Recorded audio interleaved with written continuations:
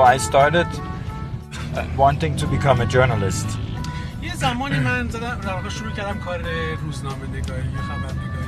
But somehow I started in sales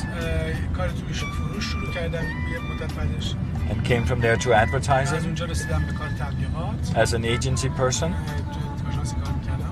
Later I was in printing. And then I started a publishing company,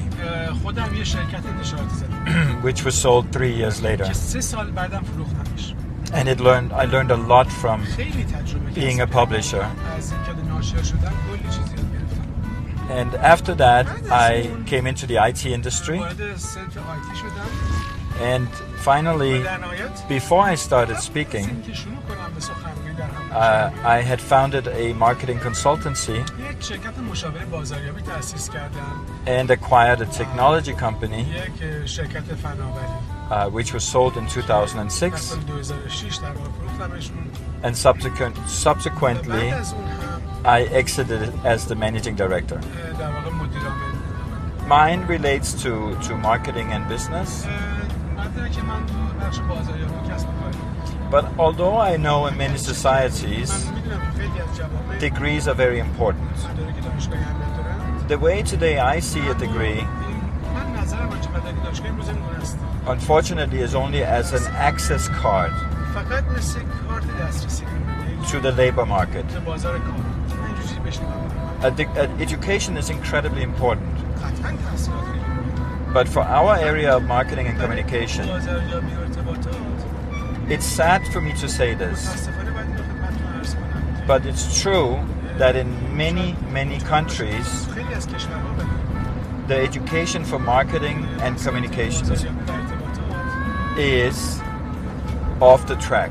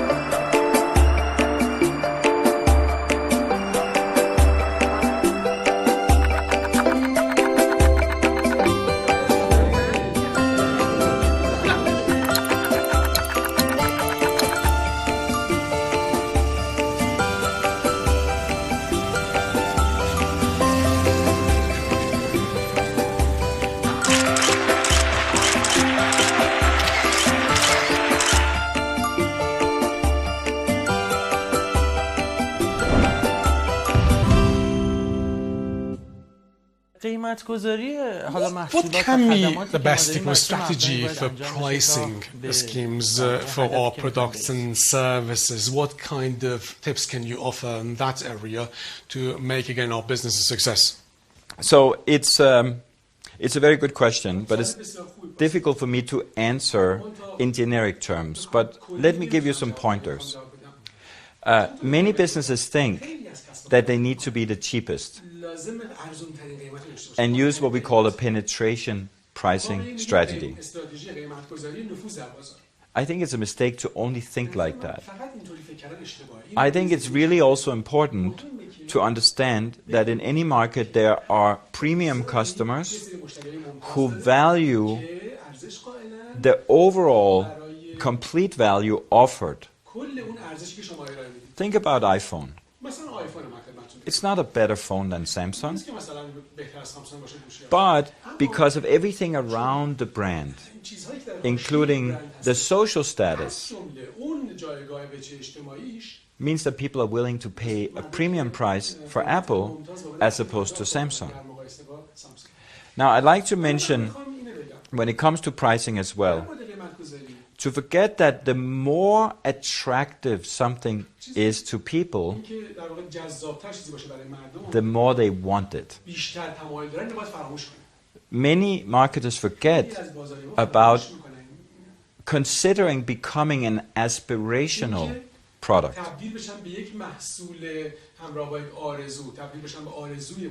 Because those kinds of companies, they typically focus on quantities of sales. instead of maybe focusing on less sales but at a higher price, which creates perhaps this special scenario where a few people own the product but millions of people want it. And of course the few people who own it have paid a very high price, and then 1, 2, 3 years later maybe the product becomes more affordable. If we look at the brand and the whole brand DNA, the question is really, what is the lowest price point we can get to as number one? Then number two is, what is the value of everything we add on top? What is the value to the consumer? Not what the value is to the business. So once we understand that, we can start looking at our base price and then add for each component. Service is one component. Social status is another one, etc., etc. I'm going to ask you a question that I also asked Mr. Tahiri earlier. What words we should avoid in marketing or advertising? If, for example, we relate it to email marketing, there are certain words that are more likely to be caught by spam traps. So they're blocked. And obvious words are words like sex or porn. Perhaps less obvious words are words like free. There is a list that you can find online with words to avoid for email marketing. But if we move to other channels, then let's look at the time we're living in is a time of great transparency. So that means the big words that advertisers have used in the past, the words that were over-promising,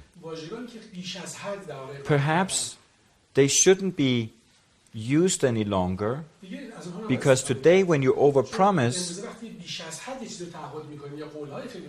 the market very quickly finds out that you cannot deliver what you promised. So how we phrase our value proposition, the benefits of a product, really should be more realistic, but still be able to generate emotion in the eyes and ears of the audience.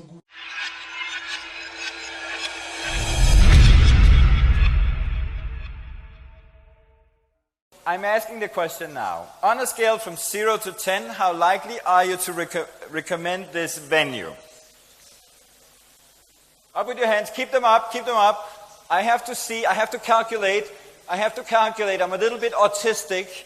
I have to calculate. Okay. Oh, okay. Wow. Okay, good. Thank you very much. Somebody should take a picture of this and publish it somewhere. Very good. Okay, thank you very much. Well done. Thank you so much. Thank you. Thank you.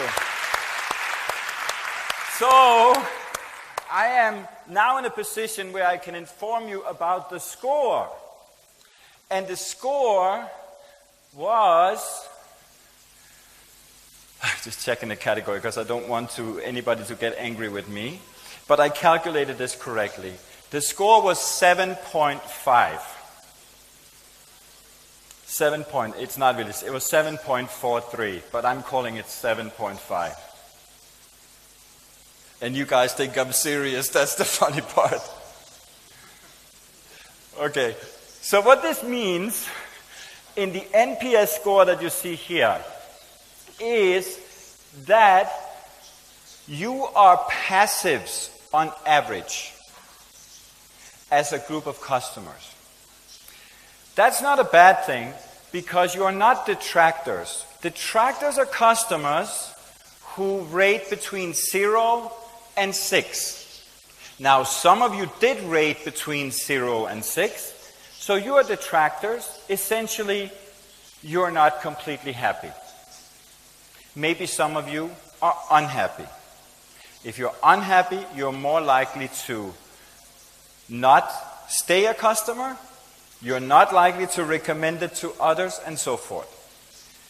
Passives are those in the middle who are kind of indifferent. They're neither happy nor, I was going to say sad, they're neither happy nor dissatisfied. But what you really aim for when you use this model is to get as many promoters as possible.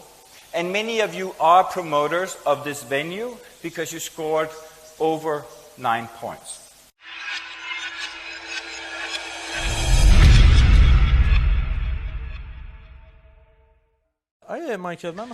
Now, we're going to ask a question about pricing strategy for products and services. Mr. Leander, what are the differences, or if you draw a comparison, between skimming and penetration pricing systems? I think the big difference is that one is about selling as many products as possible to as many people as possible and often as quickly as possible. So the penetration strategy is mostly used when the market is ready. When you're able to define the big enough market, that's when you go for a penetration strategy. Skimming, on the other hand, for example, is often used when the market isn't big enough, so that only the early adapters are potential customers to the product. But skimming can also be a pricing strategy where you deliberately, when you look at a market, say, I don't want to sell to everyone. I will sell to people who can afford to pay what a good quality product costs. But skimming is also, for example, let's take e-commerce in Iran. We will see new e-commerce players in Iran very soon. They will know that the market may not be ready yet. So they will apply a skimming strategy where they will go after the customers who will appreciate to do business online or to shop online. And skimming is not as price sensitive in the sense that, what I want to say is that those types of customers are not price sensitive. Those could be customers who would be willing to pay for delivery, who might be willing to pay to get it faster, who will pay the money up front, maybe through a bank card or something similar. So I hope that sort of explains the difference.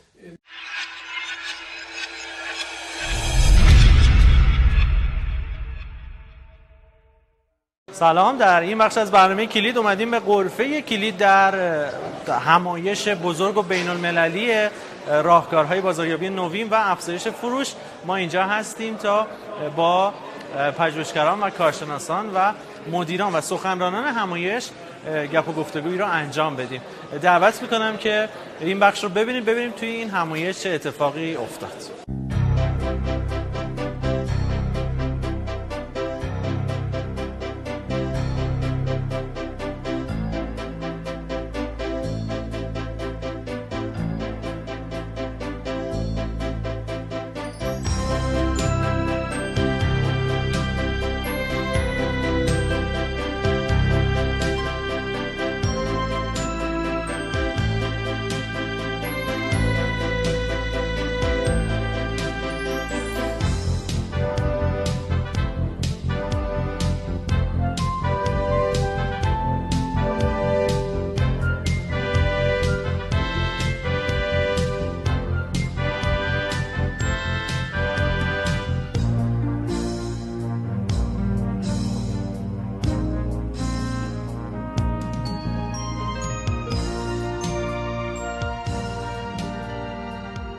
ما نیاز داریم به این فضاها، یعنی این فضاها هم نباید منتظر این باشیم که بگیم آقا حالا دانشگاه‌ها، دولت یا آدمایی تو اون فضا برامون فراهم کنن. اونا یه سری همایش‌های بیلانیه، نه همایش‌های کاربردی.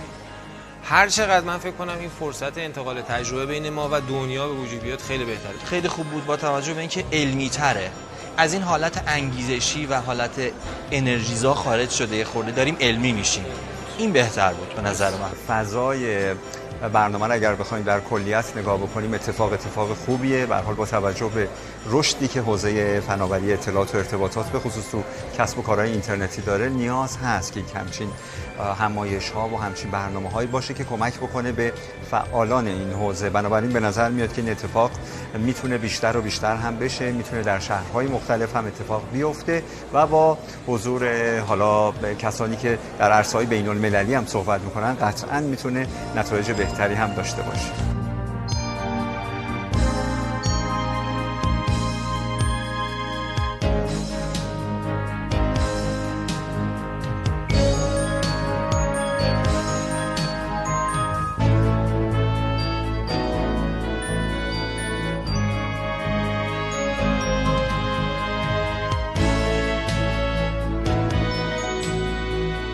من یه جمله کلیدی دارم که همیشه تکرار میکنم: شهروند قانونمدار میوه جامعه‌ای است که اخلاقیات در آن حاکم است. جایی که اخلاق حاکم باشه، مشکلات حقوقی و قانونی به وجود نخواهد اومد. تمام ابزارهایی که ما داریم، حالا چه تو ای کامرس چه تو دیجیتال مارکتینگ، مثل موبایل مارکتینگ، ایمیل مارکتینگ، SEO، بهینه‌سازی، اینا همه در حقیقت یک قالب هستن و به نظر من تأثیر چندانی توی کسب و کار ندارن. آنچه را که اینها رو مهم میکنه محتوای داخل اینهاست و من امیدوارم روزی برسه که وقتی توی گوگل یه چیزی رو سرچ میکنیم هزاران بار تکرار نشه، خودمون تولید کننده محتوا باشیم. فرصت‌های فناوری اطلاعات و ارتباطات رو از دست ندیم. اگر تو این عرصه کار نمی‌کنیم، از آیتی و آیسیتی بهره بگیریم برای توسعه کار خودمون. اگر داریم استفاده می‌کنیم، روز به روز باید و لحظه به لحظه باید به روز باشیم.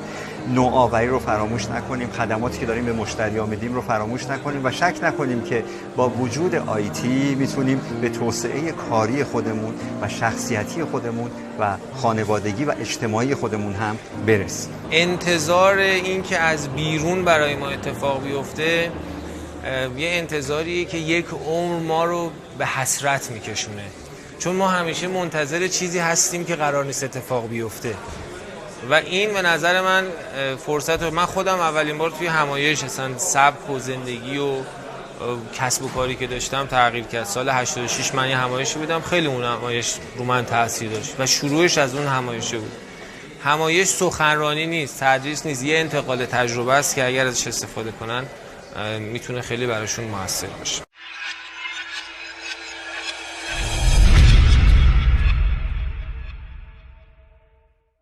میخوایم که آیه مایکل در مورد Mr. Leander, just wanted you to make a brief definition of different kinds of marketing and maybe one example. Marketing kinds like or such as viral event, bootstrap, and online marketing. Okay, I'll try to keep that brief. I think let's start with bootstrapped. Bootstrap really means you don't have a lot of money, or maybe no money at all for marketing. So one great way, if you are bootstrapped as an entrepreneur, as a business, is to use content marketing. So content marketing is also referred to as inbound marketing. And all that is required are some good ideas for producing content, whether it's blog posts, articles, videos. It can even be just audio that you record and make that available. And many bootstrap businesses who do this get results if what they deliver to the audience is good, and if they are found in the search engines. I think this kind of marketing can serve startups with little capital. As well as huge corporations. For sure. I can give you an example. In fact, the viewers can search for Facebook engagement rate.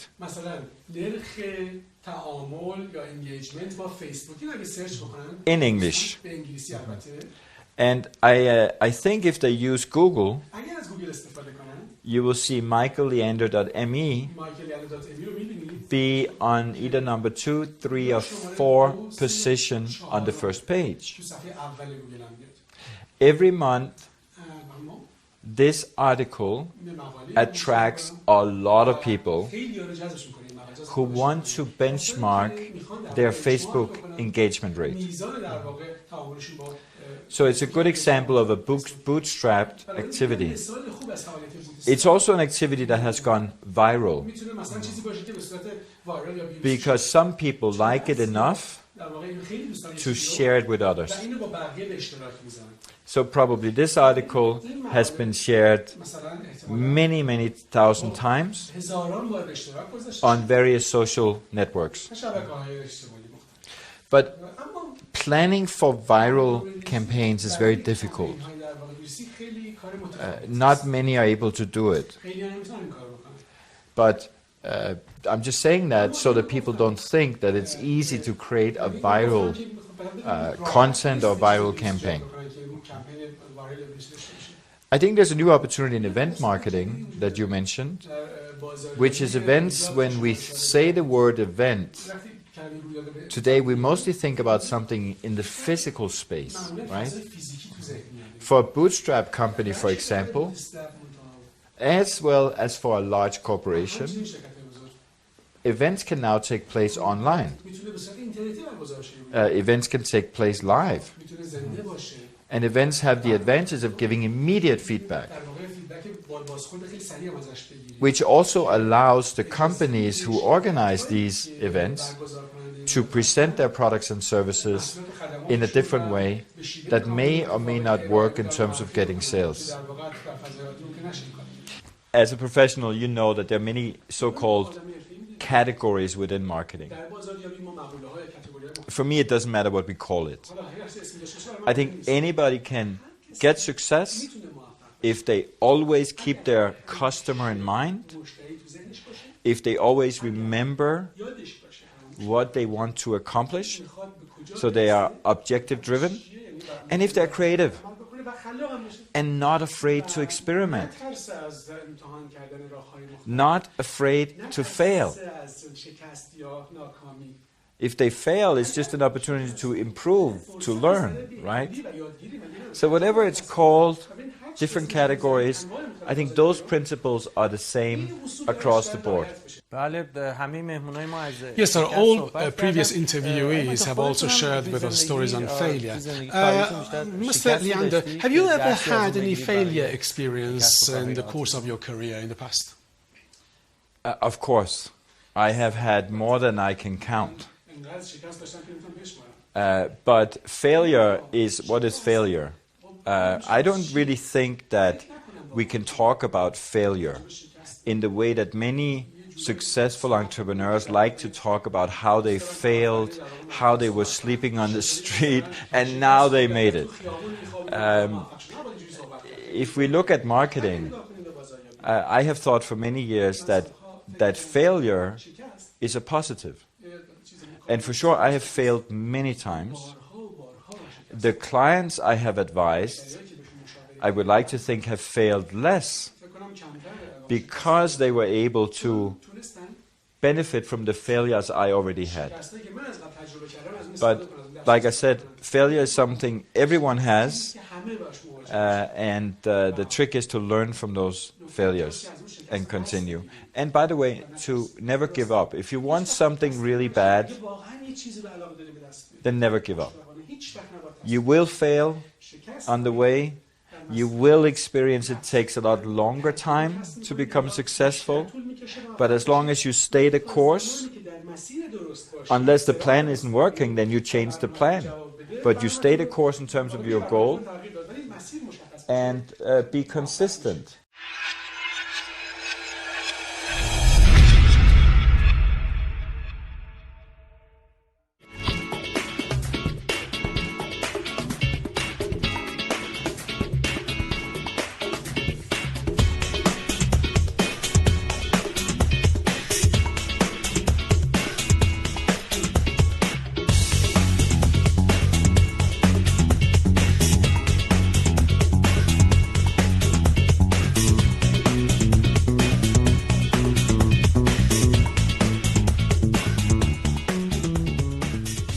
اینفوگرافیک تکنیکیه که میتونه اطلاعات رو به سریع ترین سرعت بیشترین اثردهی روی مخاطب قرار داشته. این انتقال مفاهیم توی دنیای امروز که پر از اطلاعات هستیم خیلی اهمیت داره که اینفوگرافیک این کارو خیلی آسان‌تر انجام میده. وانکار یه مجموعه یه بستری رو ایجاد کرده که به کمپانیایی که تولید خودرو میکنن و یا لیزینگ هایی که تو کار خودرو هستن مشتری رو بهشون نزدیک میکنه میرسونه. اگر این دوتا مجموعه بتونن با هم دیلی رو منعقد بکنن، قراردادی رو با هم دیگه ببندن، ما ازشون یک کمیسیون میگیریم. معمولا طراح سایت ها رو طراحی میکنن، اما بعد طراحی ممکنه اختلالایی توی وردپرس پیش بیاد، روی قالب پیش بیاد. اینا رو ما میتونیم تو پلنایی که تعریف کردیم براشون برطرف بکنیم. کاری که ما میتونیم بکنیم اینه که بهشون کمک کنیم کمپین های تبلیغاتی از طریق شبکه‌های اجتماعی برگزار کنیم براشون، یعنی با کمترین هزینه بتونن خودشون رو برند کنن. شنبه تو همه این رویدادهایی که داره برگزار میشه حضور داره تا معرفی بشه و خدا رو شکر مخصوصا توی این رویداد و این همایش راهکارهای نوین و بازاریابی استقبال خوبی از شنبه شد. ما تولید کننده تلویزیون‌های شهری هستیم. بودم 15 سال پیش من این استارتاپ رو شروع کردم. از یه LED کوچیک دوران دانشجویی ما شروع کردیم، بعد یه نمایشگر LED کوچیک شد، بعد یه تلویزیون، بعد دیگه حالا جالبیه استارتاپ اینه که ما از همون اولش مشتری داشتیم. یعنی توی دانشگاهی که ما یه دونه تابلو LED 10 سانتی تولید کردم، اولین سفارشمون رو گرفتیم، بعد دیدم که مشتری داره، میپسندن، آینده خوبی داره، شروع کردیم تک رنگ، سه رنگ و تلویزیون‌های تمام رنگ.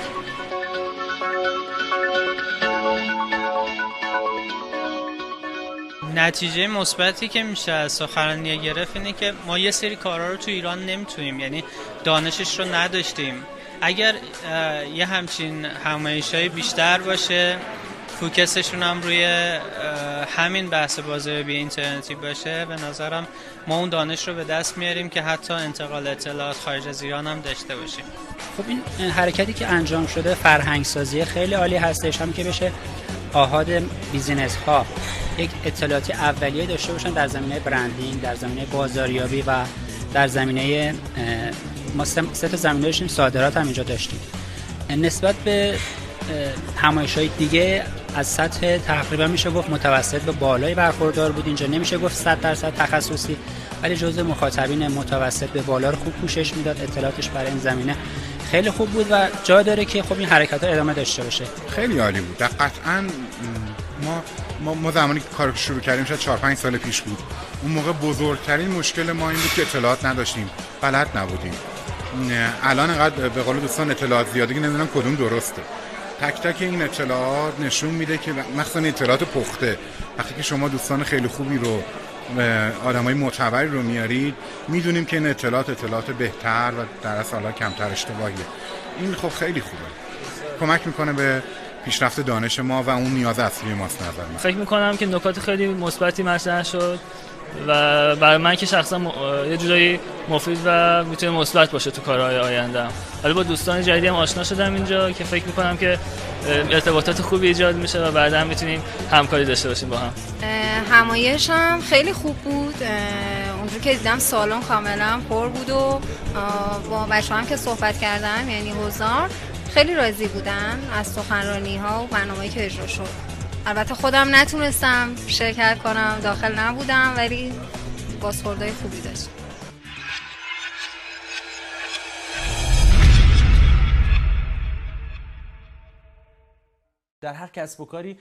Now we are going to speak about competition. Of course, in any industry or businesses, there are a lot of competitors. Now, I'd like to know what can we do to stand out or distinguish from the rest of the competition? Of course, it's important to stand out. It's important to be able to be recognized for something that if it's not unique, then it's definitely just different from the competition. And how that is done depends a lot on the industry. But it really is about perhaps a competitive analysis to understand what is it that competition does, and then figure out how do you meet all of the points that competition is doing so that you can compete with them on those important points. I should mention those points should be key purchase criteria for the customers. And then identify one of several areas where you can stand out. In marketing, it's not just about communication. It could also be about quality. Lots of companies are known not because of their marketing, but because their products stand out as excellent quality. We know many German brands like that. Audi is one such example, or Volkswagen. Not the most interesting products, but people who buy them, they know it's quality. And quality seems sometimes like a good investment. So finding that spot where you stand out is an important part of business, in the core elements of a business, but it's obviously also a part of marketing and communications to make sure that you have a unique expression, but not overly creative just to be creative. It still has to make sense compared to what the brand does and who the audience is. So a bank who is becoming too much hip-hop, or how would you say, too fresh, maybe that's not going to work, right?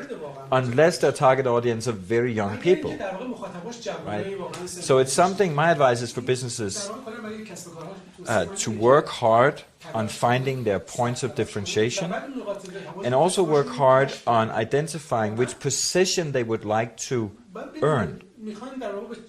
And remember, you do not decide your position. Your audience decides your position. So I think that's all I can say now, because it's another one of the questions where we really have to get more information to be able to specifically address what can be done to stand out. You have already traveled to many countries around the world for speaking, lecturing, training, etc.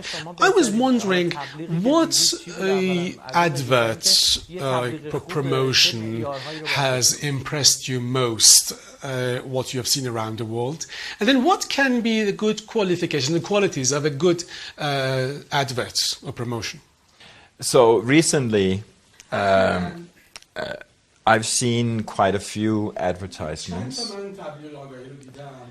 and one that really stands out for me as quite exceptional is I think it's called the DNA campaign from a travel booking agent called Momondo.com.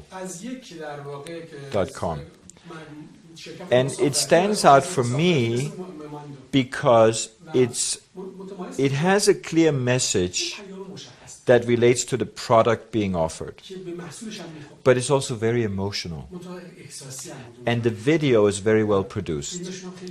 And finally, it gave me an aha moment when I saw it.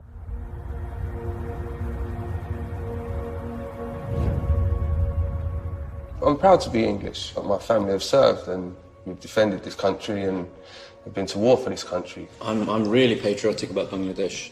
Well, I am 100% Islamic, yeah, definitely. This is a Kurdish wedding with my mom in the traditional Kurdish clothes. We're just proud black, so that's it. Yeah, I think we are probably the best country in the world, if I'm honest. Think about other countries and other nationalities in the world. Are there any that you don't feel you get on with well, or you won't like particularly? Germany.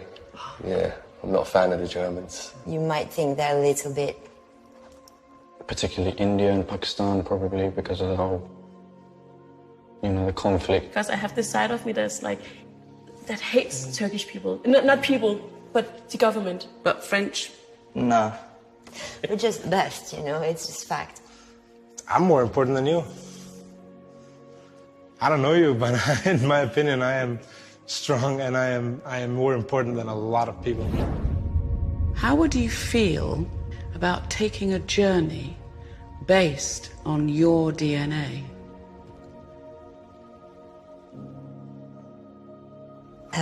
Yeah, I feel very intrigued. What could you possibly tell me that I don't know? So do you know how DNA works?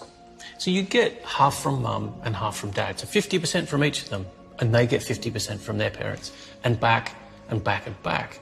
And all those little bits of your ancestor, they filter down to make you, you. I need you to spit in this tube for me. You spit up to the little black line. That's a lot of spit. Right, the story of you is in that tube. What's it going to tell me? It's going to be, oh yeah, you're French, and wait, your grandparents are French, and wait. 100% Bengali. Solid Iraqi. I'm Cuban. You're going to tell me that I'm English, like I've told you.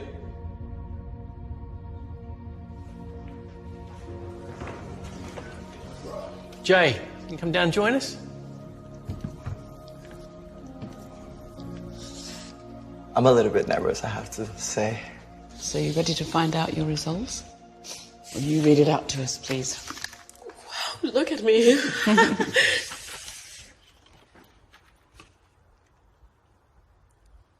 Oh my God. Oh, wow. Shit, I didn't expect that. All of them. Whoa!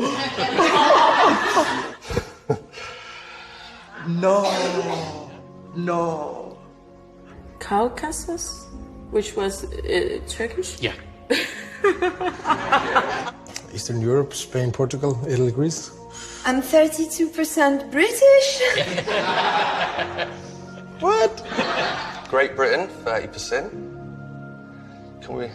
5% German. I'm Irish. Yeah. So I'm a Muslim Jew.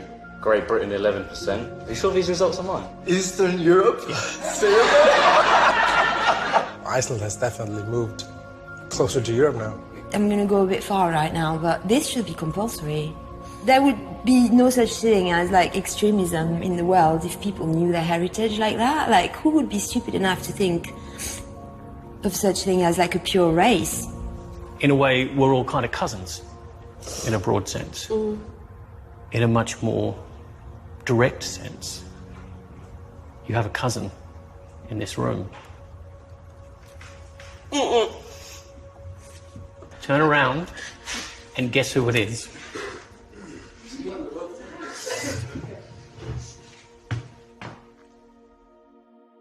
Wash? Yeah. What's that? Why don't you come down here and meet your cousin? God, this is the best.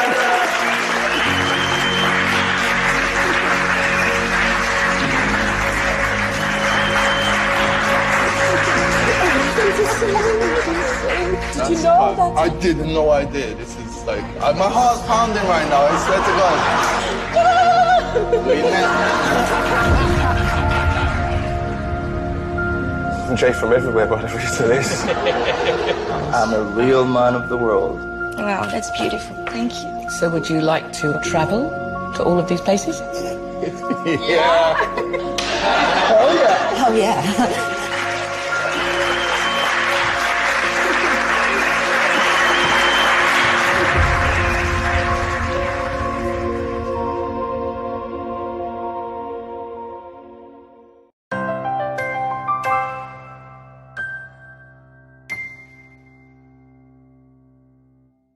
When I judge advertising and marketing award shows around the world, I have to say that in many countries, the creativity, the use of technology, the use of targeting opportunities is just improving every year. Countries like Pakistan, countries like India, countries in South America are really stretching it and showing us new ways to advertise in a great way. So what I can recommend to your viewers is to follow some of the links that you might have put somewhere to some places where they can access some campaigns and see what is a good campaign and what is not.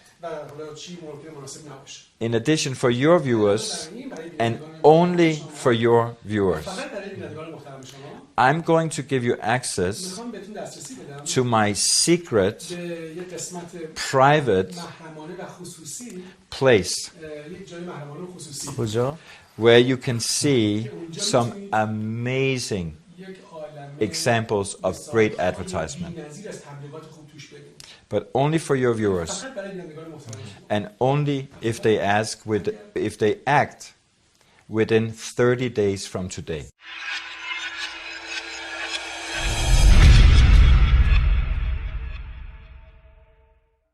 الان شما تو اینترنت بزنید بازاریابی، کلاس‌های آموزش بازاریابی. ببینید انواع و اقسام بازاریابی میاد کلاس، همه افراد دارن برگزار میکنن. بازاریابی عصبی، موضوع سخنرانی بعدی آقای طاهری تو کارگاهشون که احتمالاً میخواد به پرسش پاسخ تغییر بکنه. بازاریابی محتوایی، آقای دکتر اسماعیل خوب عزیزم راجع بهش صحبت میکردم. آقای لندر هم خیلی به کانتنت اشاره کردن. بازاریابی دیجیتال، خب اصلا چی هست؟ ابزار تولز خوردنیه. این ما باید چیکار بکنیم با این بازاریابی دیجیتال؟ بازاریابی شبکه‌های اجتماعی، اصلا بازاریابی شبکه‌های اجتماعی یا اینکه در واقع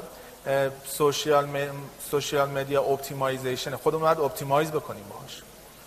بازاریابی شبکه‌ای، چریکی، ویروسی، پارتیزانی، دهان به دهان، همه اینایی که الان من اینجا نوشتم، مفهومی، چند سطحی، افیلیت، صنعتی، مصرفی، ربایش، همه این اسمای عجیب غریب هست. اما اگر شما به این چیزی که الان خدمتتون عرض میکنم توجه نکنید، بحث نیازها، خیلی اتفاقی نمیفته. از همه اینا استفاده کنید، هر جور دوست دارین استفاده کنید. من فقط میخوام یه تلنگر بزنم. حالا اونها گفتیم استراتژی، تکنیک، هر چی که میخوایم اسمشو بذاریم. انواع اقسام کتابا هم راجبش هست. اما ابزارهاش چی هست؟ شبکه‌های اجتماعی ابزارن، بله. چه استفاده‌ای باید ازشون بکنیم؟ چطور دیتا گدرینگ بکنیم؟ کسی میدونه اسم شرکتش رو، در واقع هر خبری که ازش اومد چطور میتونه ازش مطلع بشه؟ اسم کنسرسیوم کسب و کار اینترنتی ایران. من میخوام هر خبری که هر سایت ایرانی کار کرد درش به من یه الرت بیاد. کسی میتونه من راهنمایی کنه؟ جان؟ گوگل الرت. گوگل الرت میدین، خودتون رو در واقع حساس میکنید به یک کلمه. اون کلمه هر جا که بره برای شما در واقع یه نوتیفیکیشن میاد. خیلی ساده است. من خیلی راحت میتونم بفهمم مردم راجع به من چی دارن میگن. ولی کی استفاده میکنه از این ابزار؟ کلی تبلیغات میکنیم، یوزر میاد تو سایتمون، خرید نمیکنه، میره بیرون. چرا؟ چون وسطش ارور گرفت. بنابراین یکی از موارد توجه جدی به کاستومر اکسپریانس که دو تا از نمونه‌های ویدیوهاشون به شما نشون دادم.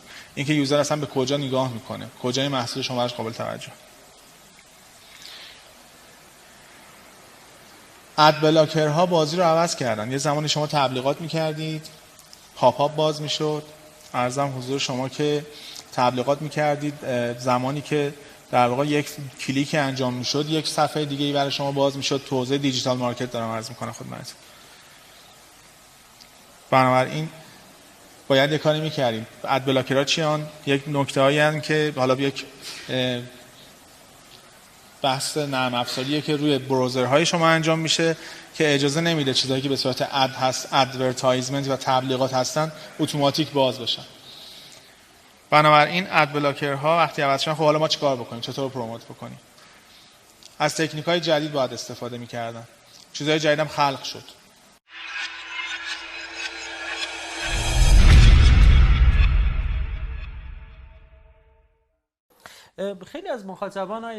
Many of our viewers have posed the following question.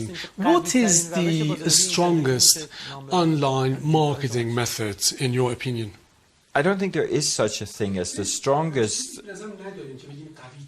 but there is, of course, some things that work better than others in certain parts of the customer's buying process.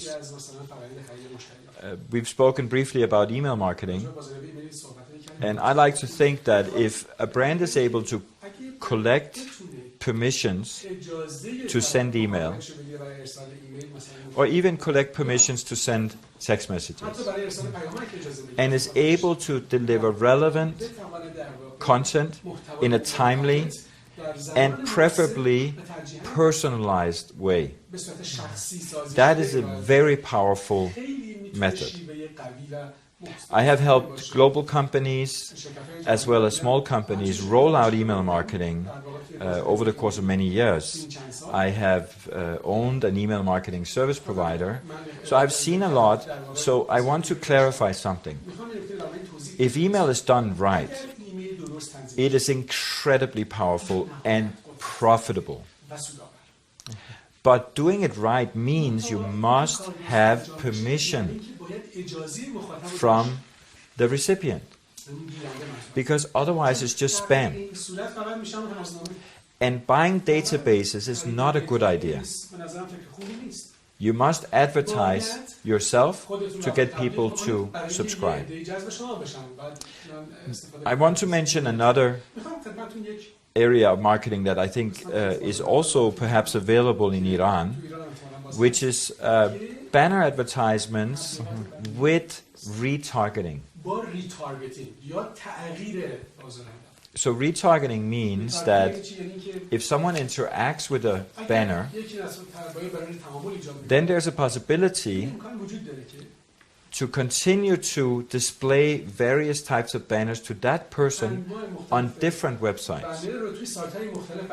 So over time, the person will see this banner multiple times and be reminded of the initial interest in that product. It's one of the fastest growing areas of advertising spend around the world right now is retargeting. And I'm not sure if it's in Iran already, but I'm sure if it's not here already, it will come very soon. I have no doubt. Do you think that can also work for startups?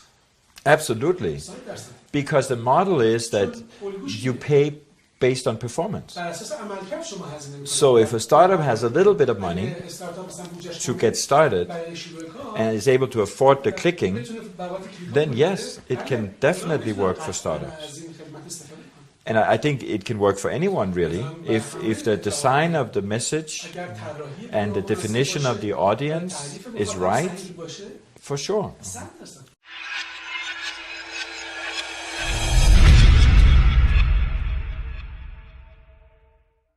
یه بحثی رو مطرح میشه تو ایران خیلی خیلی خیلی مفیده و الان هم 2-3 جا انجام شده به صورت در حقیقت نیمه داره انجام میشه تو گلستان و مازندران، ولی جا داره که خیلی بیشتر روش کار بشه.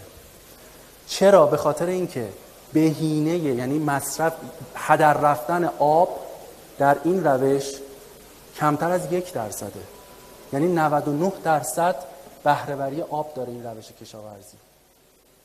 و توی ایران 90% مصرف آب ما تو کشاورزیه که از این 90% 60%ش داره هرز میره.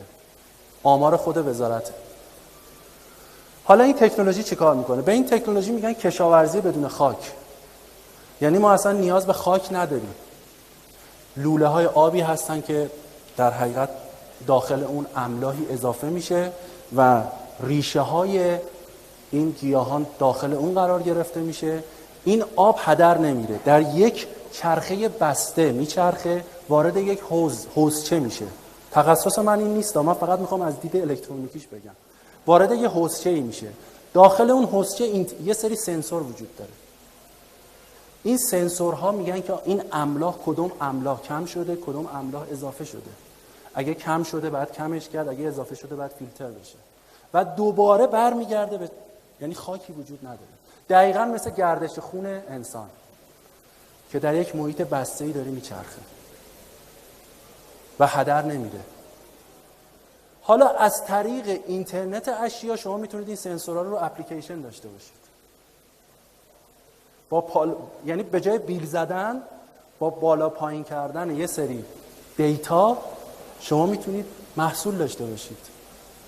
سولوشنی که الان تو دنیا هست، شرکت توشیبا و فوجیتسو و شرکت‌های دیگه. پس یه نکته‌ای، کسب و کار اینترنتی فقط فروشگاه نیست. سیستمی که بتونیم باش خیلی موفق شیم، پیشرفت کنیم، خیلی زیاد شده. تکنولوژی ها انقدر هستن که همه بتونن دیگه قرولند نزنیم من امکانات دارم، من امکانات ندارم، من اگه امریکا بودم میترکوندم، من اگر آسیا بودم میترکوندم. عیناً مثال واقعی میزنم. گوگل یک مناقصه گذاشته که یکی بیاد واسش نرم افزاری طراحی کنه. یک شرکت هندی برنده میشه، یک گروه هندی، یک گروه تکنولوژیکی هندی اینو برنده میشه.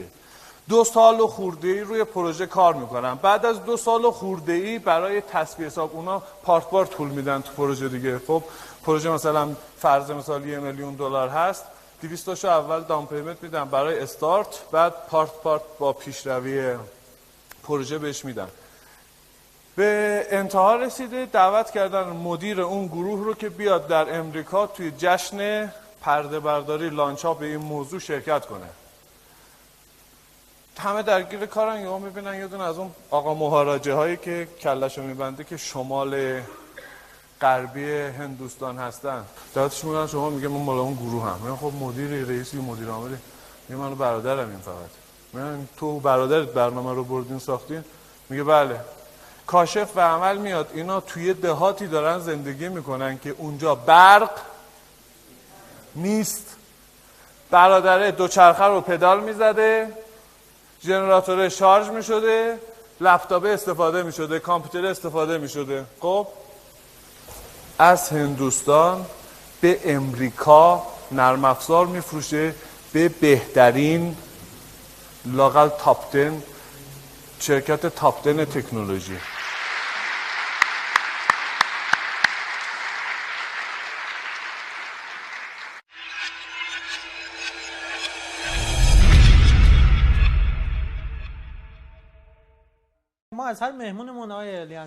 Mr. Leander, always ask our guests in the interviews, just recommend some good books to our viewers. I'd like to increase the per capita reading rate in our country, so please introduce some of the books you love to our viewers. There's one book that I would like to recommend, which is called Common Sense, Direct and Digital Marketing. That's one book. Another book or series of books are the books written by Martin Lindström. I don't say this because he's from Denmark, because actually he's lived in Australia for 20 years. But he talks about brand, and he talks about the change in consumer behavior. I will also recommend some of the newer books by Philip Kotler. I will not recommend people to read right now marketing management and books like that, but some of the latest works from Philip Kotler. Because there's one, I believe it's called Marketing from A to C, where Mr. Kotler summarizes what he believes is important in a wide number of areas. In addition, the work by Al Ries, or Al Rays, I'm not sure how you pronounce it, Jack Trout. Then there are some books on behavioral economics that I think are very interesting for people to read. You want to look for just the topic, behavioral economics. In addition to that, I would mention some TED Talks. A friend of mine, his name is Rory Sutherland. He's the vice chairman of Ogilvy and Mather in the United Kingdom. He has delivered a number of TED Talks that I think are very useful, but they're also very funny.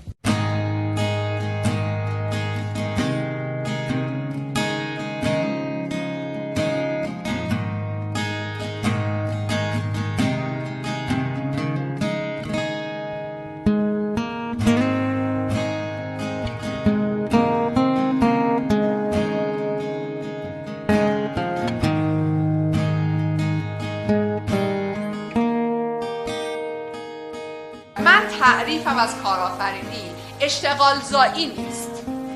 کارآفرین کسی هستش، اینترپرنر، که حالا واژه‌ای که ترجمه شده، اینترپرنرها کسانی هستند که یک مسئله رو پیدا میکنن، براش راه حل پیدا میکنن و این راه حل رو ارائه میدن. راه حلی که قابلیت توسعه داره و میتونه تکرار پذیر بشه. یعنی اگر که من امروز اومدم سر کوچه خونمون یه پیتزا فروشی زدم، من کارآفرین نیستم، اشتغال ایجاد کردم.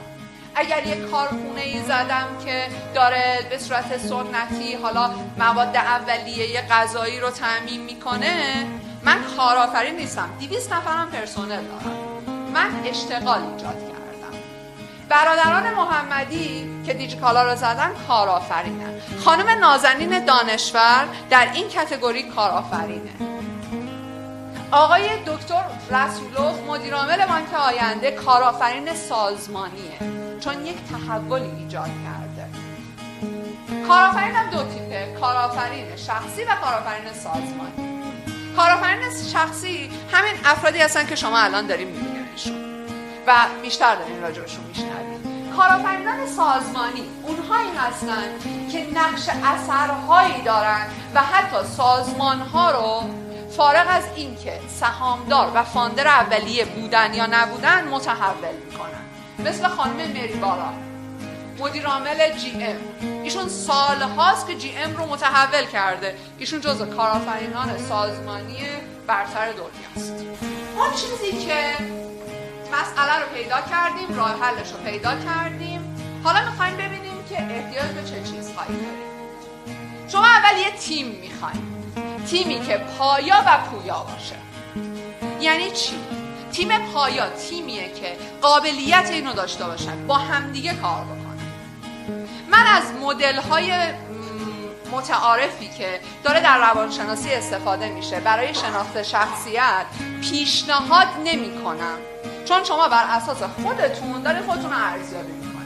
ارزیابی در داخل خود شما داره انجام میشه. این متدها فقط بهتون کمک میکنه که اون ذهنیتی که دارید توی یک کاتگوری بیارید. ولیکن پیشنهاد میکنم از این متدها استفاده بکنید، مثل هالند یا استرانگ، که اگر که میخواین تیمتون رو تشکیل بدین ببینید چه اجزایی احتیاج داره.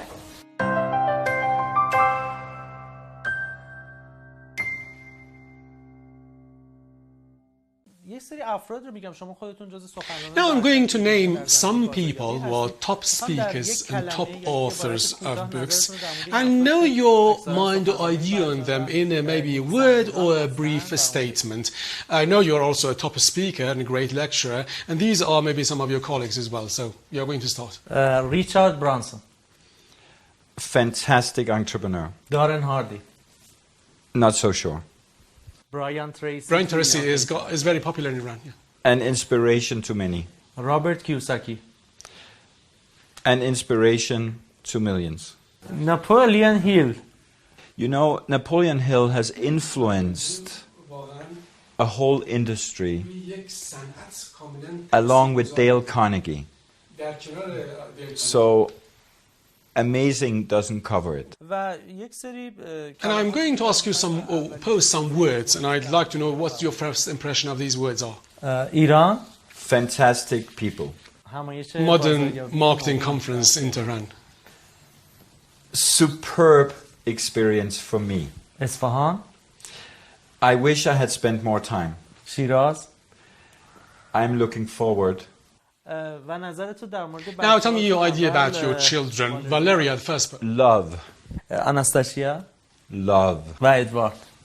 Edward, love. I'd like to have your closing remarks as some pieces of advice for our viewers in terms of marketing and growth in sales and business success. So I will try. Of course, I have many things to say, but I think relating it to Iran, it's about taking things step by step. To understand, it will take time to come from where a business is today to where it wants to go. And maybe divide this into some stages. where the focus should be on acquiring skills for each area to be able to do this really well. I think it's important for online marketing and e-commerce and related areas in Iran that people who want to grow look for communities, associations, network groups, where they can come to talk with others who are, if not like-minded, they're people sharing the same challenges and perhaps aspiring to the same successes. I think it's very important to experiment. Not just listen to what others are doing and how they were successful, because just because one person did one thing for that business and it worked for him doesn't mean it's going to work for somebody else. So get inspiration from others, but use one's own knowledge to identify how to do things for yourself. And finally, always keep in mind that Iran has this beautiful culture. Iran has their own unique set of values. So whatever is done online or offline has to live in harmony with the special culture that is in Iran. Some things that can be done in my country cannot be done here, and vice versa. So understanding this balance is very important. And finally, I want to say a quote from the Danish poet, philosopher, architect called Piet Hein. And he says, whatever you do, always remember that things take time. If you know that, you won't be disappointed. Inshallah. انشالله. خیلی ممنون، واقعا لذت بردیم از آقای لیندر. من دوست دارم بچهای پشت صحنه یه تشویق بکنن آقای لیندر که واقعا Thank you very much everyone. خب آقای مایکل لیندر به خاطر اینکه Mr. Leander, you accept our invitation. It was really a favor you did to us, and then spoke in our conference and addressed our conference, had a contribution, good lecture over there. Also, you had a great workshop, and you have been also standing up this very long interview. We are going to then present you with a kind of humble gift as a reminiscence from our country.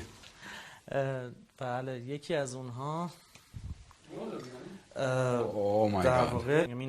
Enamel work by a master of handicraft in Iran known as a Master Shirazi. It's a handicraft from Iran. Oh my God, thank you so much.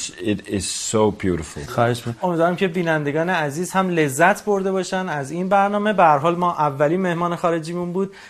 ترجمه خوب محمد والایی، ترجمه همزمان که کار آسانی نیست، هم خیلی کمک کرد به این برنامه. البته من به عنوان نماینده کنسرسیوم در جلوی دوربین بودم و تشکرها همه همکاران من که اینجا هستن رو در واقع پذیرا هستش. امیدوارم از این برنامه لذت برده باشید. اگر دوست داشتید حتما با لایک و کامنت و به اشتراک گذاری در دیده شدن بیشتر اون ما رو یاری بدید. تا درودی دیگر، بدرود و خدا نگهدار.